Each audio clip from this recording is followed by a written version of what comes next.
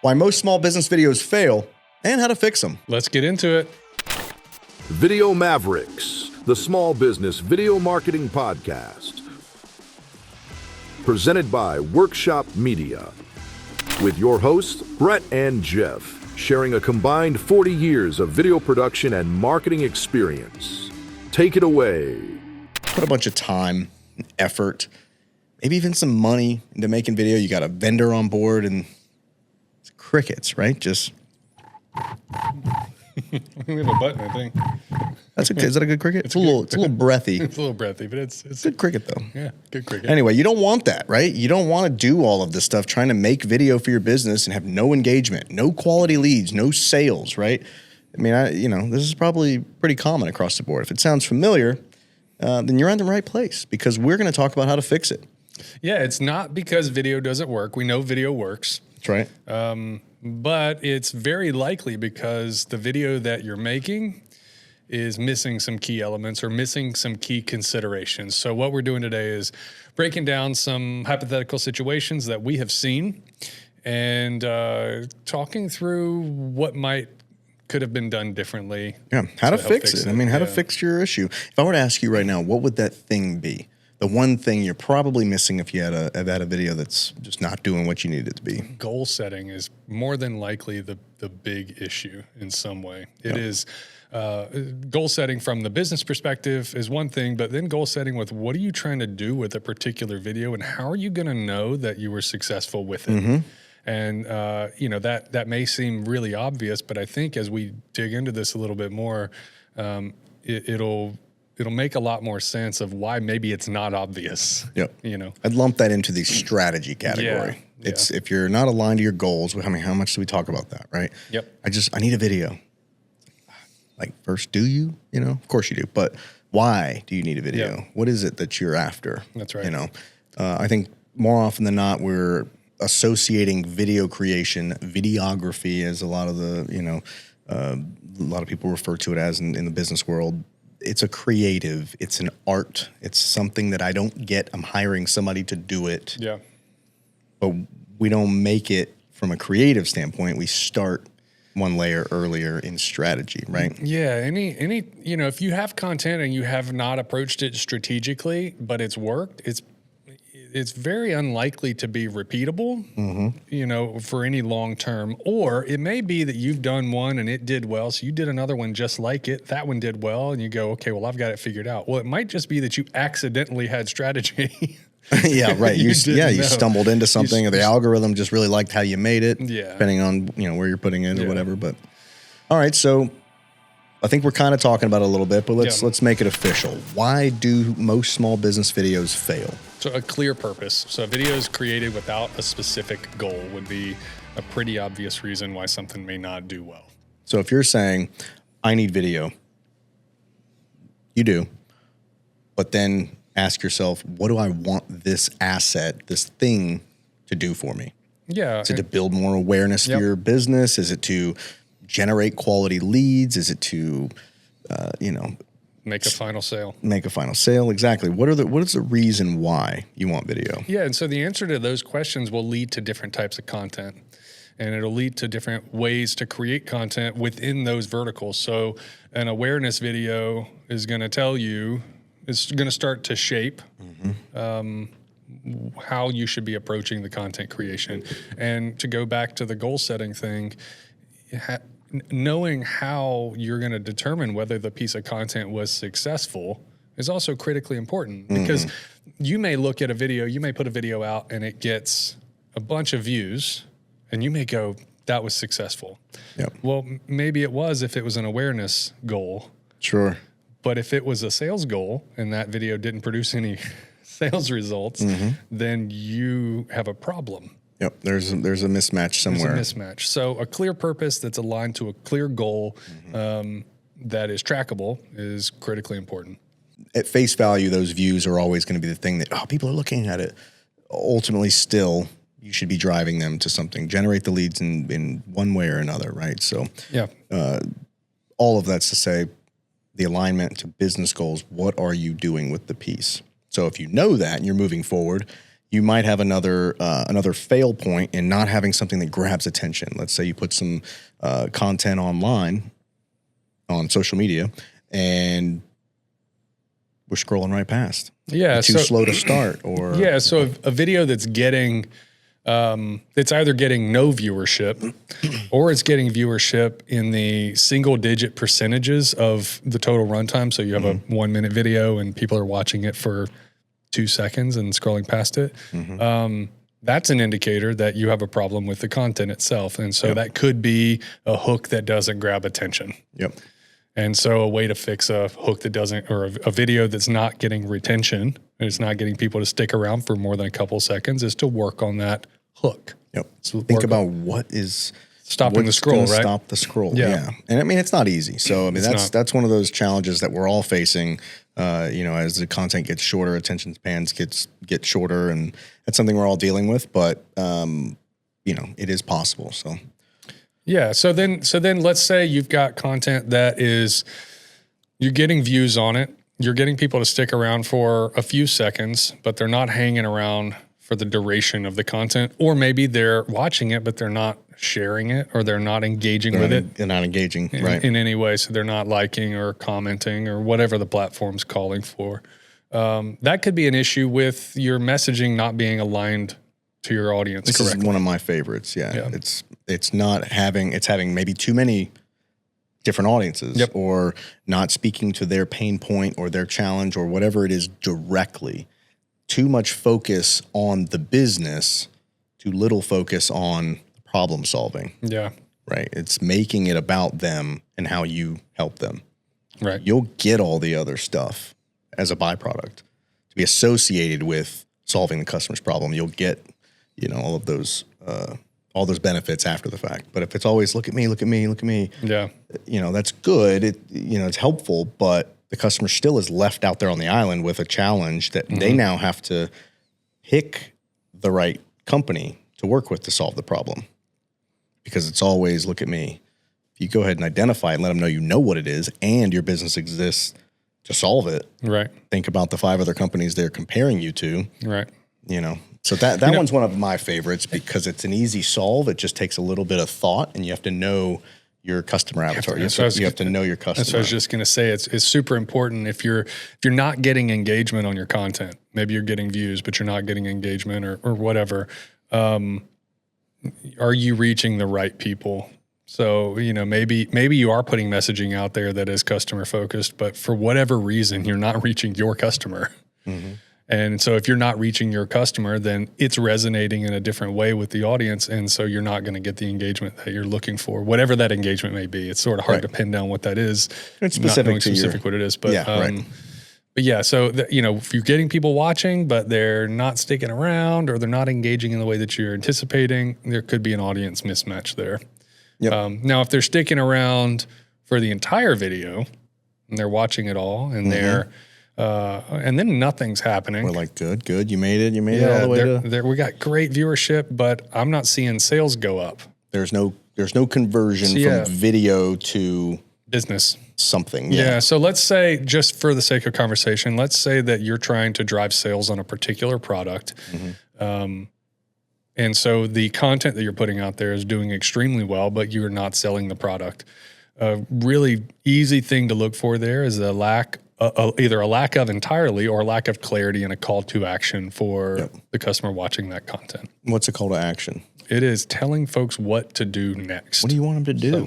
What do you do now? So you could have a call to action that just says, hey, comment on this video. Mm-hmm. That's a perfectly reasonable call to action. Mm-hmm. And if we go back to the goal, what are you trying to do with the video? Well, we're trying to drive engagement. Then a comment makes a lot of sense. That's right. If you're trying to drive sales, we want to use this video to sell this product, and the product's not selling, your call to action may not be pointing them in the right direction. Mm-hmm. I mean, there could be other breakdowns in the content that didn't lead them to, be inspired to take action. Right. But if all things are, if everything at that point, up to that point, was compelling and interesting, and you have to charge them with something to do and then engage after the fact. So if they make it into the comments, or if they sign up for a thing, or if they call you, or whatever it is. you got to keep going. We always talk about it's not over at that point. So the Right. CTA is just to make that bridge to now let's actually connect. Let's actually have a conversation and continue on, right? So a strong CTA is important to sort of launch into continuing that journey with them. It's important that in your customer's journey with you through your video marketing that you have realistic expectations at different phases. Okay. So if somebody's watching your content for the first time, expecting them to go from never having heard of you to taking an action that is spending their money is a pretty large leap. It may work. That may be perfect. Maybe your product is perfectly positioned for that to happen. But it's more likely that you need to step them through it. And so you might consider, when you're trying to goal set for this, you might consider your call to action being connect with us in a different way. So you mentioned a DM. It might be send us a DM, and then it's now on you to have something in place that's going to follow up with them. Yep. Or it may be visit our website to get this thing, or call us for more information, stop into the shop, whatever the thing is. When we say so, I say that to say, make sure that your goals that you're setting for a particular video are reasonable, considering where a customer is in that journey, and that the call to action is catered specifically to the customer at that phase of the sales process, so that you don't, inadvertently blame a bad video for something not going well. It took me a little bit to get all the way back around there, but designing your video marketing process in a way that is a logical progression for your customer is really important, so that you don't inadvertently blame your video content for something not going well. Right. And there's something that all still goes back to goals, and it still goes back to knowing your customer and the messaging you're giving them. So the benefit here is that a call to action is typically going to be the last thing that happens in the video. So you can make a change if you are, you're seeing success in terms of viewership or whatever's happening as that video goes along. Change that CTA if you're noticing, if you're starting to kind of review and audit your content. Right. Keep the content. Change the CTA. Yeah.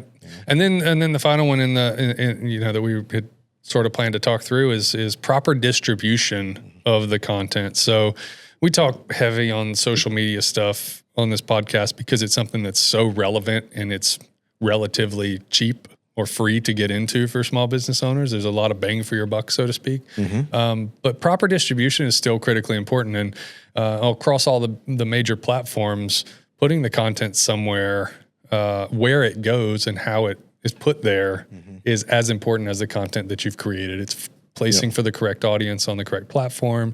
It's once you put it there, cross-promoting to other platforms or doing that little bit of back-end work to make sure that these algorithms pick it up and will actually show it to folks. Yep. So that's something that, we do talk about, making the content specific for the platform and how the platform likes certain videos to look and feel, and how their runtime is and their framing and all that kind of, or their format, all that kind of stuff.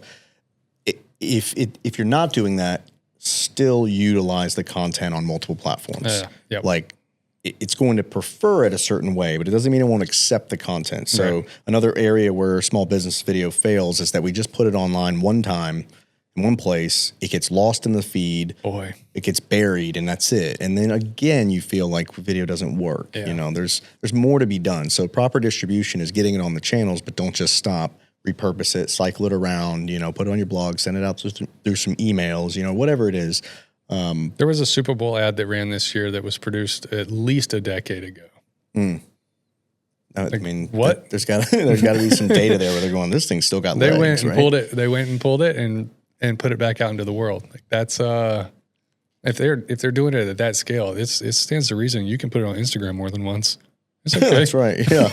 You see a lot of channels, they're just constantly recycling like over and over again. Now we're not, saying to do that, but people are doing it. And it's, I don't know if it's working for them or not, but it is being done. So why does fixing all of this matter for small business? Why does, being strategy focused, fix your video content, having a hook in there, understanding your audience and your messaging, right? How does fixing these problems Or why does that matter for a small business to be successful with video marketing? There's huge potential in video marketing if you're doing it right. So if you're considering, at a very basic level, if something's not working, if you're taking the time to look at it and go, why is this not working? If you're listening to a podcast like this and you're actively trying to do better, then you're on the right path, because there is huge potential in using these platforms and using video as a tool to reach people with whatever message it is that you need to share with them. So we can say it does work, and if following the right steps and doing it right, if your content's resonating with your audience, you will see it. I mean, it's going to be a given, because you're going to be excited to put it out, and you're going to see a response, right? It's up to you at that point to be a great salesperson or have someone in place that's going to engage online on social media, or respond to the emails or whatever. But not having anything, or having a number and then using video and seeing an increase in one way or another, it's a helpful tool to continue the conversation with your potential customer. Yep. Right. It's warming them up. It's, whatever it is. So doing it right, I guess, is what I'm saying. And having content that will resonate with them is only going to help you. And if it's not resonating and it's not converting, then frankly, you're wasting time and money. Right. And so it is very important that you pay attention. You're not just doing it and then walking away. You're not. I did video. It's supposed to just work. This is not a do it and cross your fingers thing. It's a do it, see if it worked. If it didn't, adjust, shape it, refine it. Yeah. That's so right. You are literally wasting time and money if you're not revising and refining your process along the way. It shouldn't be a video didn't work, right? Kind of piggybacking on what we just said. It should be, I got to continue to do this. It's not a matter of if video works or doesn't work. Video works. Yep. It 100%. There's no question about it. It's a non-negotiable. So if it's not working, fix it by looking at these things. I mean, come up with a framework. Figure out what are the things. Let me check that. Okay, well, I feel like Storyline's pretty square. It covers all the bases. We talked about our customer. We've solved their problems, whatever. Let's look at now, the hook is, people are falling off. Depending on where you upload it, let's say it's YouTube, you'll be able to see when viewership's ending. You'll be able to see when fall off happens. Yep. And if you're, if this feels like a lot, frankly, it can be a lot. There are businesses that do this exact thing for their customers to make sure that these things work, to make sure that the implementation is there. And if you're working with a video marketing partner and they're not talking about whether or not the stuff is actually working, or they're not curious about your results, then you should be asking them questions. You should be asking them, how do we know that this is going to work? What's the plan here for making sure that this is going to reach this goal? So all that is to say, if you're aware of your goal setting, some of the detailed stuff can be handled with a partner. And if you are working with a partner, make sure that they're paying attention. All right, so how to fix this? How to fix your strategy as it pertains to video marketing? Be clear. Be clear on your purpose. Is it trying to get awareness? Is it trying to boost engagement? Are you trying to convert? Just know what you're after when you make it. That alone, if that's all you did was go, let me just think about this for a second. What do I want to happen? And then you could be hyper focused on the content you make or have made for you, and then nail the first 5 seconds. Not all videos need this powerful hook up front. It's usually going to be somewhere where you're hoping that somebody stops and you catch them in their scroll, right? But even longer form content, the first shot of even movies is your first impression. That's a big deal. So shift the focus to the audience. Yeah, if you're not thinking about your customer in the content that you're making, you're kind of missing the point of why and how you're reaching out to begin with. So consider what they need and serve that with the content that you're making. You're already doing it in your business. Likely you're already solving a problem for a customer. So if you're not and you're making money, we'd love to hear from you. That's right. And then always have was that a call to action? Always have a clear call to action, right? So make sure you're getting them to do something. What do you want them to do after consuming the content? So remember that. And then promote it and distribute it effectively. Whether you upload it here or there, include it in an email. Just have a plan. Yeah. Get it out there to the masses and don't just put it in one place and stop there. So, well, hey, don't forget to like and subscribe. We're going to keep dropping these episodes every week on YouTube, Apple Podcasts, and Spotify. Our goal is to just continue to inspire and educate small business owners and business leaders that are looking to grow and scale their businesses with video marketing.